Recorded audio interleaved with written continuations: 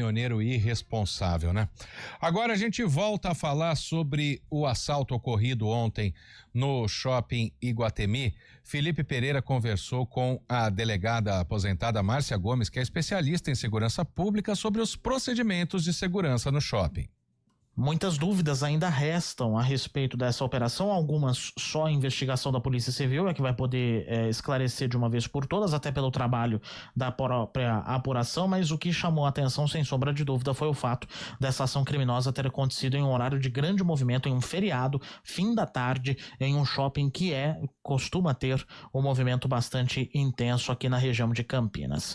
Para poder conversar um pouco mais sobre isso, eu recebo aqui no estúdio CBN a Márcia Gomes, que é Relações Institucionais do Grupo GR, vice-presidente do Sindicato dos Delegados do Estado de São Paulo e delegada aposentada. Márcia, muito obrigado pela gentileza de atender a CBN. Boa tarde. Felipe, boa tarde aos ouvintes, eu estou à disposição. Ô Márcia, muitos ouvintes estão questionando isso, né, desde quando a operação aconteceu e desde quando esse crime, né, aconteceu especificamente aqui em Campinas, porque há um medo muito grande da população quando vê uma troca de tiros acontecendo em um espaço como um shopping, né, que é mais fechado, que é mais confinado. Como é que a polícia, ela atua em situações como essa para poder evitar que essa troca de tiros se transforme numa tragédia? Qual que é a sua opinião a respeito disso? Bom, Felipe, na verdade, policiais militares, policiais civis, guardas civis, normalmente eles não ficam dentro do shopping, né? Eles fazem o patrulhamento externo, né, das vias públicas, etc. Uhum. Normalmente existem vigilantes patrimoniais, né, dentro de um shopping. Uhum. Não é comum nós vermos policiais uniformizados dentro de shopping, né? Tanto que no caso que ocorreu aí no assalto de Campinas, pelo que eu acompanhei na imprensa, 2 policiais militares de folga acabaram se envolvendo na situação, né? Então, o que eu gostaria de informar é que as empresas de segurança, elas têm que ter colaboradores, vigilantes, uniformizados, e esse uniforme, inclusive, ele é autorizado pela Polícia Federal, com o logo da empresa. Tá? Com relação à polícia, ela é acionada, a Polícia Militar, Guarda Civil, Polícia Civil, ela é acionada quando acontece uma situação como a que ocorreu em Campinas, dentro do shopping. Como eles devem agir? Assim, sempre com cautela, preservando a população. Né? Agora, como agir exatamente vai depender das circunstâncias da situação. Perfeito. Agora, o que nós, enquanto frequentadores, quando a gente se depara com uma situação como essa, muita gente acabou correndo para algumas lojas que estavam ali próximas, os lojistas baixaram as portas e em muitos vídeos, né, que foram publicados, deu para ver as pessoas deitadas no chão. Esse é o procedimento mais correto? Veja, graças a Deus, não é comum esse tipo de crime dentro de shoppings, dentro de locais com muito movimento.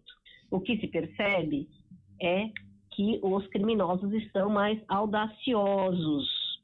E nós, como frequentadores desses lugares, né, a população em geral, ela deve procurar um abrigo, né? Deve procurar um abrigo. É que a situação ela pega todos de surpresa. Como eu falei, fica complicado determinar uma conduta padrão, porque a situação ela é muito específica. Né? Procurar um abrigo, né, dentro de um shopping, a gente pede para tomar cautela, se jogar no chão, é o que as pessoas fazem quando tem uma troca de tiros.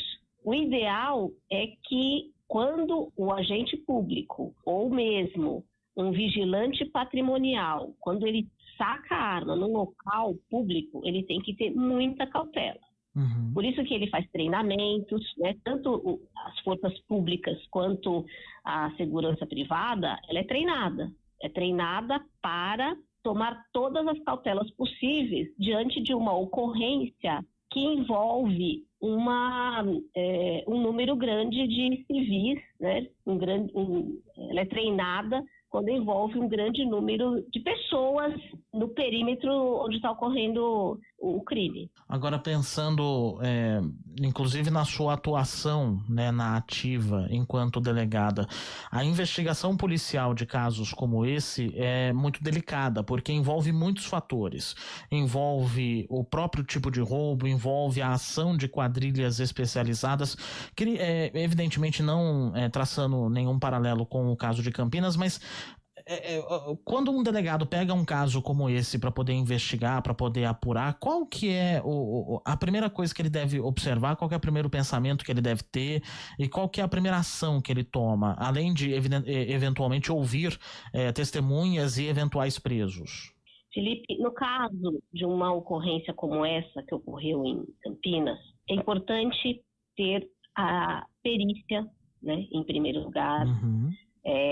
As pessoas são ouvidas, as testemunhas são ouvidas. Eu verifiquei pelas notícias da mídia que um dos veículos foi roubado, um veículo utilizado, um veículo Cronos, ele havia sido alugado, essa pessoa que alugou foi roubada, eles usaram um veículo roubado, então todas as pessoas envolvidas são ouvidas e hoje a Polícia Civil, ela conta com ações de inteligência. Por isso a importância de um investimento forte na polícia judiciária, porque hoje nós temos muitos mecanismos de inteligência, tecnologia, né? Os celulares são apreendidos, é solicitada a autorização judicial para quebrar o sigilo telefônico. Então, é importantíssimo que o governo invista na tecnologia e na polícia judiciária, para que esses crimes sejam investigados e que os criminosos realmente saibam que a polícia atua, que isso iniba ações futuras como essa, porque ela colocou em risco muitas pessoas que estavam passeando num feriado dentro de um shopping center. Considerando, né, essa questão dos investimentos, a gente até conversou mais cedo aqui no CBN Campinas com a comandante da Guarda Municipal de Campinas, a Maria de Lourdes Soares, que ela reforçou muito o sistema integrado que nós temos aqui na região metropolitana, né, em que foi possível detectar o carro com velocidade, com uma rapidez muito grande, e aí foi possível fazer o acompanhamento ostensivo da Polícia Militar e da Guarda Municipal, e você até pincelou aqui algumas coisas sobre o investimento na Polícia Judiciária. Essas ações de inteligência, elas são cada vez mais relevantes, são cada vez mais importantes, mas não adianta você ter só a tecnologia se não tem quem não sabe operá-la, né? Perfeito. Sim, hoje é muito importante e eu concordo com a comandante da Guarda, realmente tem que ter uma integração entre as forças policiais, é importantíssimo, porque o objetivo de todas essas forças é combater o crime, né? Seja preventivamente, como é o caso da Polícia Militar e da Guarda Civil, seja numa investigação, que é o caso da Polícia Civil, Polícia Judiciária.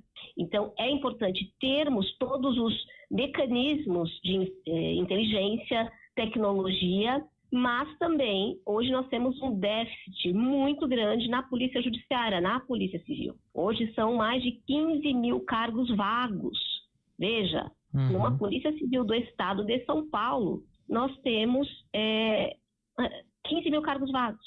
Estão faltando 15 mil policiais civis para trabalhar na investigação. Então, não só preenchimento dos cargos vagos é importante, como retê-los no cargo. Hoje, o Estado de São Paulo, ele paga muito mal e ele não retém o policial. Então, as pessoas passam no concurso, por exemplo, concurso de delegado. Eu sou delegada aposentada, eu acompanho o que acontece com a minha classe.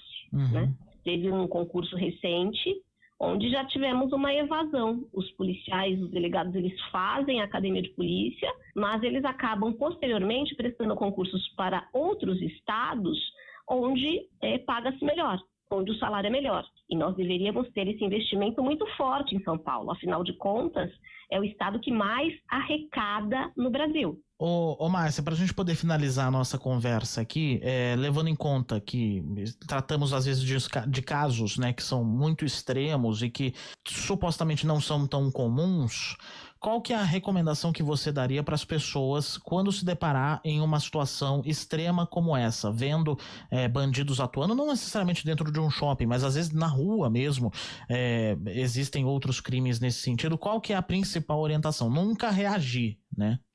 Exato, é isso que eu ia falar, Felipe. A regra de ouro é não reagir.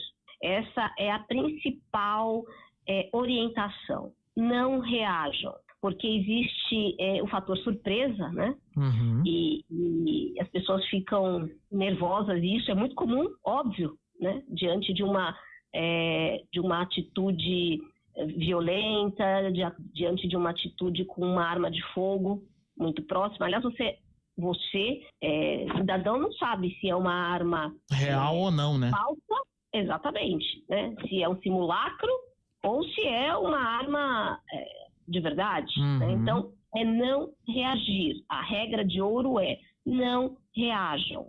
Nós nunca sabemos qual vai ser a atitude do bandido, do criminoso. Uhum. Né? Lamentavelmente, aquele caso recente daquela jovem que jogou spray de pimenta, né? Ela agiu de ímpeto, tentando salvar, né, o pai, namorado naquela ocorrência, e lamentavelmente, né, de uma forma muito trágica, ela foi atingida e morta. Então, não reajam. É essa a principal dica. Perfeito. Márcia Gomes, Relações Institucionais do Grupo GR, delegada aposentada, muito obrigado pelos esclarecimentos aqui na CBN. Ok, eu que agradeço e boa tarde aos ouvintes. Esse caso que a Márcia comentou agora no final foi o caso da jovem universitária Beatriz Munhoz, de 20 anos, que foi morta durante um assalto em Sapopemba, na zona leste de São Paulo. Ela morava em Sorocaba, tinha ido junto com o pai para poder vender um equipamento que estava sendo comercializado pela internet no dia 1º de novembro. Ela foi abordada, né? Eles foram abordados em uma emboscada por um drone, né? A venda de um drone. Eles sofreram ali a emboscada. Ela reagiu com spray de pimenta, mas o homem, um dos criminosos, acabou atirando. Esse homem foi preso na semana passada numa operação conjunta das polícias de São Paulo e da Bahia. Estúdio CBN. A gente faz escolhas todos os dias.